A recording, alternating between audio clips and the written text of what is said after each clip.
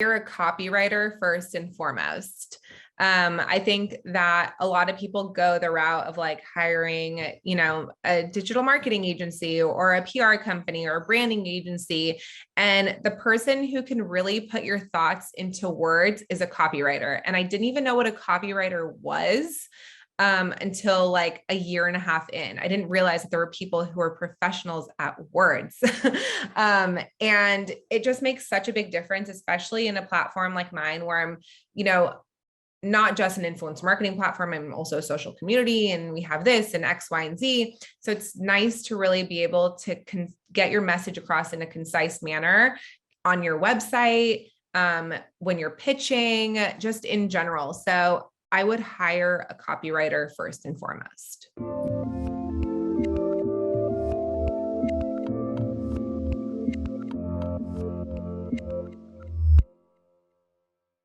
Hey everyone, this is Devin Miller here with another episode of The Inventive Journey. I'm your host, Devin Miller, the serial entrepreneur that's grown several startups into 7- and 8-figure businesses, as well as a founder and CEO of Miller IP Law, where we help startups and small businesses with their patents and trademarks. If you ever need help with yours, just go to strategymeeting.com, grab some time with us to chat, and we're always here to help. Now, today we've got another great guest on the podcast, Inbal Claudio, and that's as close as I'm going to get to pronouncing the name right. And with that, so Inbal was born in Israel and raised in Southern California. Always had 2 or 3 jobs growing up, worked in the restaurant industry for a period of time. And there was feedback that wasn't always or always provided feedback. Sometimes it was well received by bosses, other times not so much. And then shifted over to the real estate. So got a real estate license at 27, hated the industry for issues that she couldn't control. And so decided to go into the corporate world. Also along the way, met and married her husband and decided to do a candle company together, figured out their niche. Also had a baby and transitioned over to being to influencer marketing. Started a business for our company for a platform for our small businesses and influencers to connect, and also does a whole bunch of events. And with that much as an introduction, welcome on the podcast, Inbal. Thank you so much. You pronounced my name perfectly, I want to add.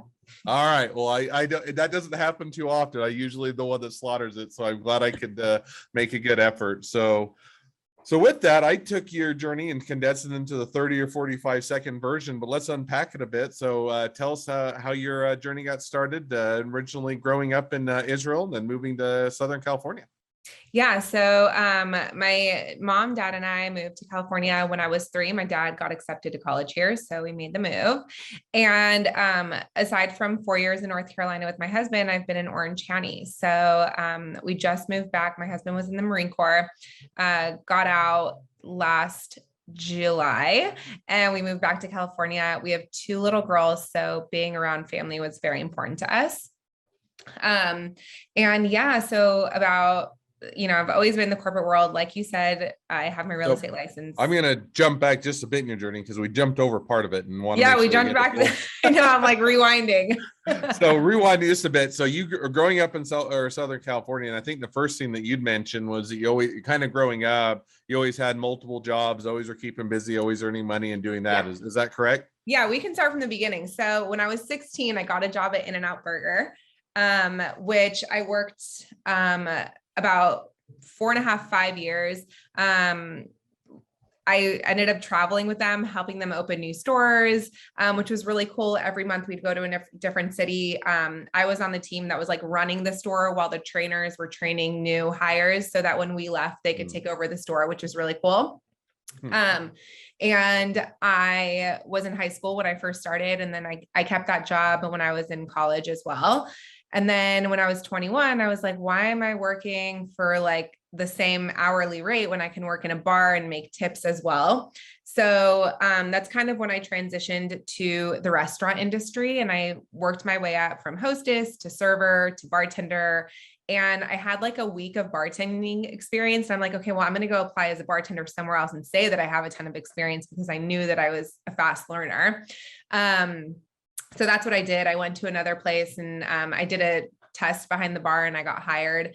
And that's kind of how I started my, basically like my journey of being a bartender slash restaurant manager while I was in school studying journalism and PR, and had an internship at the same time. So I've always been super busy. I've always, every job that I've had, I've always wanted to improve it somehow. So like any idea that I had, I always brought it to the manager or the owner. And like you said, sometimes it was well received. Most of the time it was not. But it just made me realize that I have ideas on how to grow a platform or a business, and I should be able to do that myself. So now I'll defend bosses for just a half a second, because I've been on both sides, right? And as an employee, you're always having great ideas or what you perceive to be good, and a lot of them are good ideas. And I think you should be a boss that is wanting to receive them, or at least listen to them. Now, sometimes on the flip side, you're saying, hey, that's too costly, it's too expensive, we have other projects going on, it doesn't sound, I don't think it's a good idea, and I disagree with you. And so I sometimes I think bosses are not, they come across as not listening to an idea, and it's sometimes because they're just a jerk or they're not willing to listen, but other times it's just because they have differences of a view or priorities or other things. But I do think that it's, I think it is that balance of, if I were to defend bosses all that are out there, and now that you're a boss as well, I think there is that balance. And so, but I also get, as an employee, there is that personality to, hey, I think I can improve this, I can make this better, I can, change this, and why can't, I want to take my crack at it. And sometimes you find out it was a horrible idea and you can improve it, and other times you make a bigger impact. Now, one thing I think you indicated is that during, as you're kind of working through in the restaurant industry, giving your boss feedback on that, you decided to, rather than continue in the real estate industry, you decided to switch over to the real estate. Is that right? So yeah, as I was kind of like, I wanted to be my own boss essentially, because like you're saying, yes, there are good bosses out there. The ones that I had were not. The restaurants actually went under due to like some personal issues. So it was definitely, I had good bosses. He was not one of them.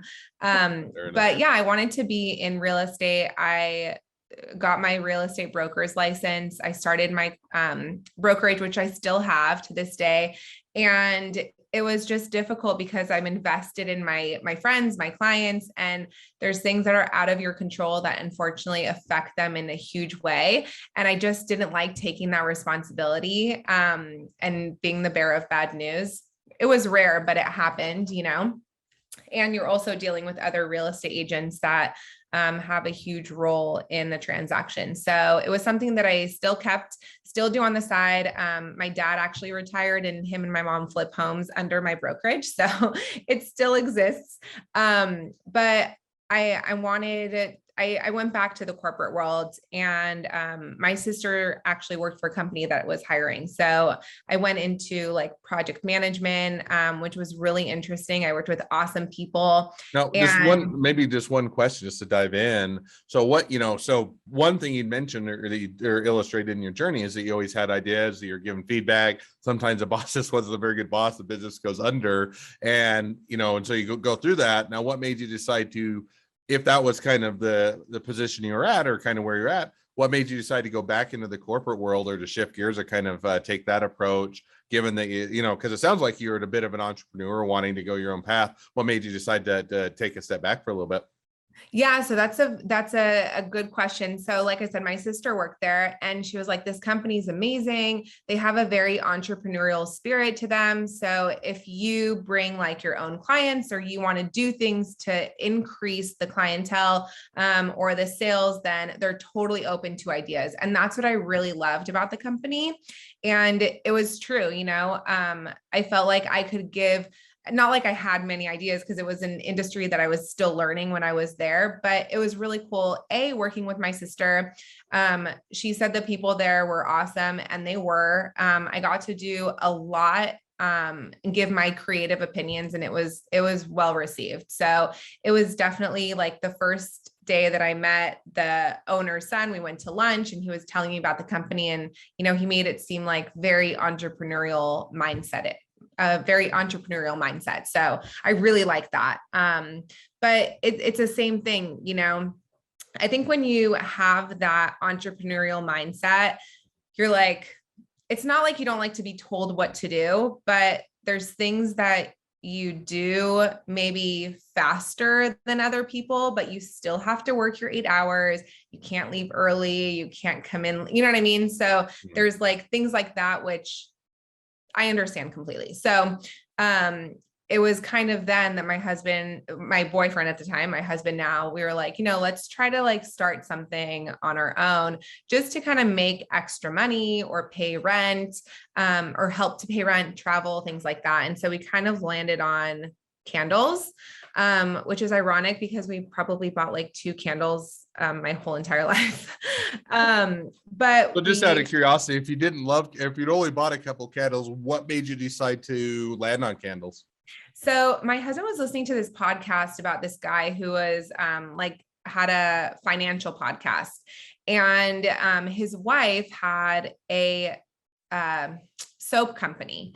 And so we were kind of like talking about soaps. I'm like, I have zero interest in soaps, but I started to see at markets and farmers markets that I went to a lot of like really cool, clean candles that were being like started to come up, like people weren't really buying Bath and Body anymore. They were buying like these more like soy, all natural candles. And so it was interesting to me. So for about 6 months, we did research, we bought wax. We kind of played around with how to make candles, and we did the branding, created a logo, built out the Instagram, all that stuff. And my husband was going through like selection for special operations. And so he was gone, and I'm like, I'm going to launch this when you leave so that I can keep my mind busy while you're gone. And so that's what I did. August 2017, I launched the candle company, Goldwick. We actually we wanted to make it a little bit more unique because, like I said, there were a lot of candle companies that were starting out, like popping up, especially in Orange County and San Diego. So we started infusing the wax with real gold. So the wax shimmers when it melts, and it's super, super beautiful. It has that like visual aspect, which is really nice. So, so we actually got a trade dress for that, which is nice because, we're able to kind of hone in on that visual aspect. And, I launched that, and through my connections in the restaurant industry and through my other work and just growing up in Orange County, we were able to do shows and markets and kind of build that out. So now, how long did you do that business, or how long did you build out the candle company? So yeah, I still have it. It's still running. We launched that August 2017. My husband ended up getting selected, and we moved to North Carolina. So the company that I was at, I was able to work remote, and which is really nice. And I was doing the candles as well. So moved cross country where my connections were no longer, and I had to really build out my brand from scratch. So new farmers markets, new shows, but it was nice because everybody on the East Coast like drove 3-4 hours, like it was no big deal. So I was doing shows in Charlotte and Raleigh. It was really nice to be able to do like 2-3 day shows while my husband was working a lot. So that was nice too. I started to build a name out there. So now so you say the candle company is still going, you still have the real estate license. So it sounds like once you kind of get a business going, you're hesitant, or you continue to proceed forward with that or business, or keep it alive as long as it makes sense. Now with that, so you did the candle company, did that together. Your husband ended up getting, having to go or to leave or get selected. And then I think at some point, and you'll have to clue us in, you figured out your niche was a bit more in maybe an influencer marketing or kind of doing that. I think you also had a baby in the mix up. So tell us kind of how that transitioned over. So about 2 years after we moved to, after I launched the candle company, I had a baby. August of 2019. And I realized that I couldn't do the shows and the markets that I was doing for obvious reasons. So I wanted to build out more of my online presence. And the way that I knew how to do that was through influencer marketing. So I started to kind of look at influencer marketing platforms, and they were like $200 to $500 a month on average. And they had all these requirements, like you had to have 20 employees. They required you to spend $25,000 a year on influencer marketing campaigns. And that was totally out of my budget. I was a candle company, but I knew that I was not the only one. So I knew that there were millions of small businesses, millions of nano and micro influencers who didn't have the minimum required follower count or business size to join these platforms. And that's kind of when my daughter was 3 months old. I was like, okay, I have an idea for a tech company.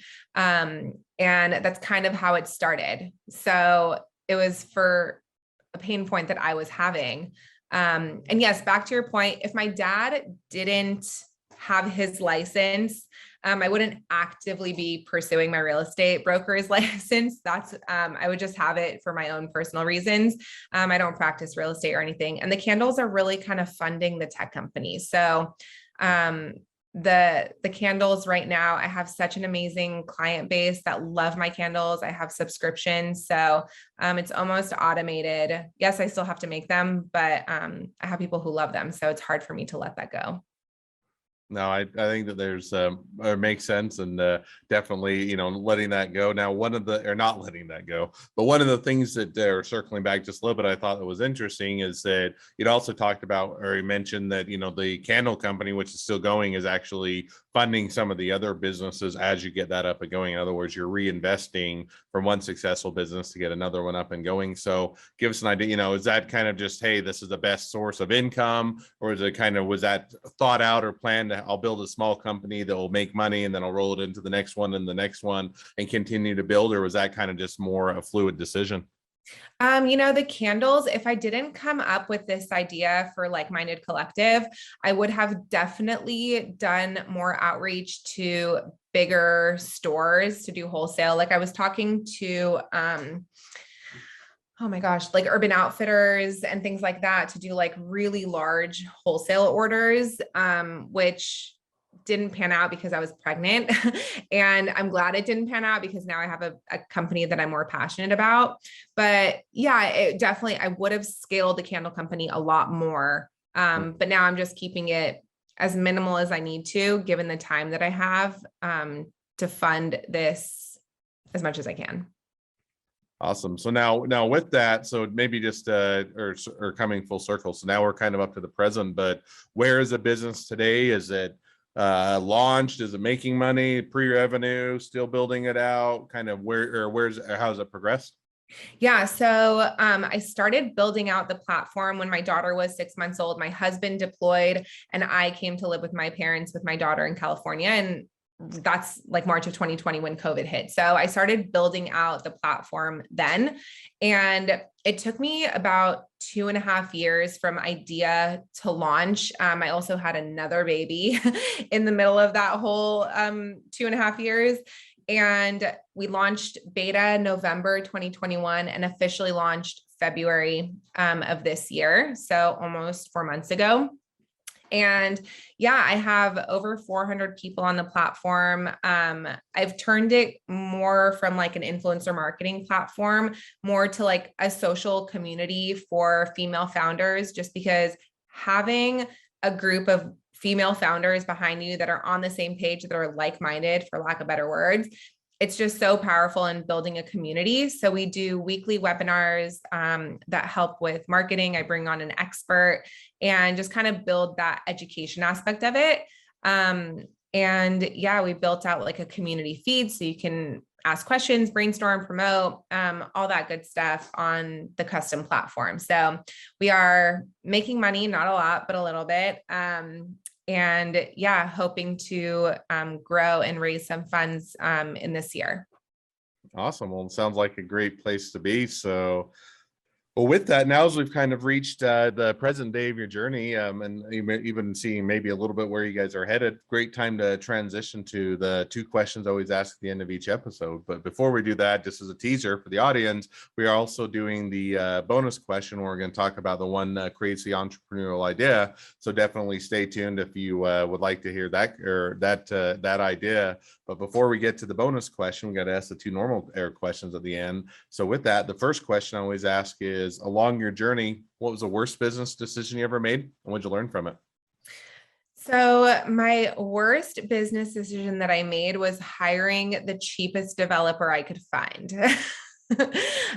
When I was first kind of talking to developers, and mind you, I had like zero knowledge on the tech industry before, which is where I wish I had a group of people that were more versed in the industry that I could connect with. But I basically got quoted like $5,000 to $100,000 to build out my platform. And I went with the cheapest route. That being said, I've gone through 4 developers and 8 launch delays since and spent more than $5,000 on the platform. So I wish that I just would have done my research before a little bit more. I'm educated enough right now to where I just have a developer. I don't have a project manager. I don't have a business helping me. So it took me a long time to get to this point, but it's so much nicer being like in direct communication with my developer. He's amazing. No, and I think that is, I mean, that's, I think across the board with the startup. On the one hand, you always have more things to spend money on than money to spend. And so you're always trying to, get the best deal or get the deal that or stretches your money the farthest. And on the other hand, sometimes you'll find out just because it's the least expensive, sometimes there's a reason why they're the least expensive, or sometimes it will delay and have a larger impact and set you back further than if you'd gone with the maybe a bit more expensive option, but the one that accomplishes what you need. So I think that that's definitely understandable mistake to learn or to make, but also a great one to learn from. Yeah. I mean, but on the other hand, it's also like if I would have thought or knew that it was going to cost me however much it has up until this point, I don't know if I would have even started. So, it's one of those things where it's like better to not really know and to just go. I think that that's true for like 99% of businesses. If people knew how much effort it would take, what would be involved, how expensive it is, how much time you'd spend, nobody'd ever start. So I think that it's always beneficial that you go into doing a business with a bit of or a lot of naiveness. Otherwise, probably no one would ever actually go down that endeavor. So 100%. I think that's great. Second question I ask is, now if you're talking to somebody that's just getting into a startup or a small business, what'd be the one piece of advice you'd give them? Hire a copywriter first and foremost. I think that a lot of people go the route of like hiring, a digital marketing agency or a PR company or a branding agency. And the person who can really put your thoughts into words is a copywriter. And I didn't even know what a copywriter was until like a year and a half in. I didn't realize that there were people who are professionals at words. And it just makes such a big difference, especially in a platform like mine where I'm, not just an influence marketing platform, I'm also a social community, and we have this and X, Y, and Z. So it's nice to really be able to get your message across in a concise manner on your website, when you're pitching, just in general. So I would hire a copywriter first and foremost.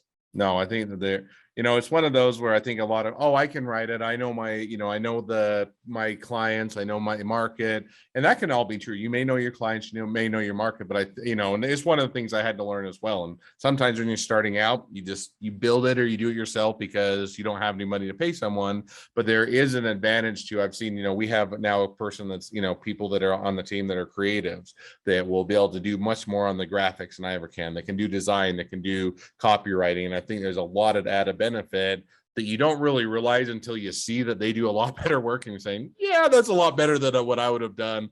Then it helps to hone your message and to better convey it. And I think which can definitely be beneficial to business. Well, with that, as we wrap up and before we go to the bonus question, if people want to reach out to you, they want to be a customer, they want to be a client, they want to be an employee, they want to be an investor, they want to be your next best friend, any or all the above, what's the best way to reach out to you, contact you, find out more? Sure. So my Instagram is at like.minded.collective. All the links are there. My website is likemindedcollective.com. So I run my social, I answer all my emails, send a message. If somebody wants to try the platform out, just reach out to me, send me a message. You get 10 days of full access, and I'll give a discount code for your listeners for 50% off the first month. So just reach out.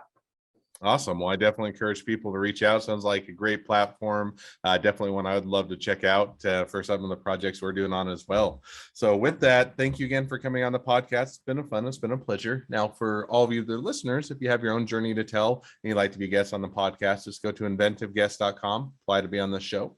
Also, a couple things as listeners, make sure to click share, subscribe, leave us a review because we want to make sure everyone finds out about all these awesome journeys. And last but not least, if you ever need help with your patents, your trademarks, or anything else with your startup, your small business, just go to strategymeeting.com, grab some time with us to chat, and we're always here to help. Now with that, so now before we wrap up the podcast, but we wrapped up the normal section, we got to go to the it's all fun. I was going to say my favorite part, but I really think it's all my favorite part. But a different favorite part is where we're going to talk a little bit about entrepreneurial ideas. And I always kind of preface this with, I always have that kind of someday pile, or that one where I think, yeah, those are kind of crazy ideas, but they're really good ideas. And someday I'm going to go after them. And yet probably I'll never do all of them because I've got way too many ideas. But with that, so now as we do that, it's always fun to hear kind of what other people's crazy entrepreneurial ideas are, that one idea that you kind of holding on to that someday maybe you'll pursue. And so with that, turn it over to you to share a little bit about your crazy entrepreneurial idea. Yeah. So when I was pregnant, I was always 8, 9, 10 months pregnant in the summer, which lucky me, in North Carolina is super hot, super humid. So we'd go to the beach, and I wished that there was a beach chair that I could lay face down in, basically, like, so I can tan my back, so I can maybe take some pressure off my stomach. Just a beach chair, like a big lawn one that you can buy at Target that folds out with a hole where the stomach is, so I could lay down, face down, tan my back, and just sleep. I may actually, if one exists, eventually I would bring it to my house and like sleep on it. But yeah, a lawn chair or a beach chair with a hole in the middle for pregnant women. Awesome. Well, I think that's a great idea. We have 4 kids, so my wife's been pregnant. She would be able to talk a whole lot more about this one than I have, but it definitely, at least from my limited outside perspective, makes sense. Now, the question I'd have is, is that I have no idea how many women go to the beach and lay down, or have the problem of not being, I assume all pregnant women, so I'll preface that, but how many, is it do you think it's a big market and it's one that would be well received, or it's a niche market, but it's definitely one that suits the need? I will tell you this, every single pregnant woman wants to lay on their stomach. So whether they use that lawn chair or beach chair at the beach or in their bedroom, it will get used. That's fair enough. That's probably a fair point. Maybe you need to have it as a multi-purpose, or you have to have a product line of different chairs or different ones that fold out. The ones for the bed, ones for the beach, and ones maybe for sitting out and enjoying nature. So maybe we'll expand this out into a whole product line. I know. Well, after making candles, I vowed that I'm never going to have another product ever, because there's so much that goes into it and it's so expensive. I like having something on my computer that I can take with me. I was thinking like, okay, well, how am I going to build this out? Because this was with my first daughter before the tech company started. I was like, okay, maybe I should just like get a chair from Target and like actually build it out. I was like drawing out designs and things like that, doing some research, but not something I want to take on. So yeah, if any of your listeners want to, maybe with baby number 3, I'll be a test subject. So reach out. All right. Well, I definitely encourage any listeners that want to try or to take the idea and run with it. Sounds like they have permission, and definitely go for it. So Yes. Well, with that, thank you again for coming on the podcast. It's been it's been a pleasure, and wish the next leg of your journey even better than the last. Thank you, Devin. I appreciate it.